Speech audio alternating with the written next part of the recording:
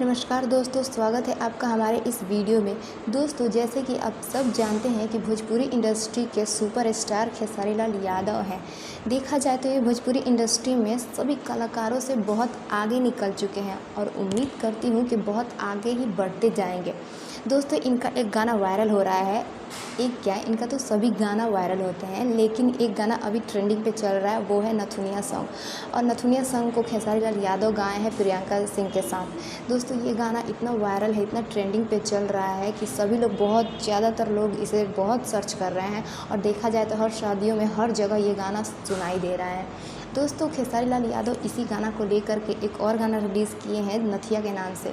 जी हाँ दोस्तों, तो अगर अभी तक आपने इस गाना को नहीं सुना है तो गाना को जाकर सुन सकते हैं और अपनी राय बता सकते हैं, क्योंकि ये गाना बहुत अच्छा बना है और देखा जाए तो नथुनिया से भी बहुत आगे जाने वाला है। तो आप लोग देखेंगे तभी अपना राय बता सकते हैं कि नथिया सॉन्ग भी बहुत अच्छा सॉन्ग है। देखा जाए तो नथुनिया सॉन्ग से भी आगे निकलने वाला है। दोस्तों, अगर आपने हमारे इस वीडियो को देखा है, अच्छा लगा तो लाइक करिएगा और चैनल को सब्सक्राइब कर दीजिए और वीडियो देखने के बाद शेयर करना ना भूलिएगा।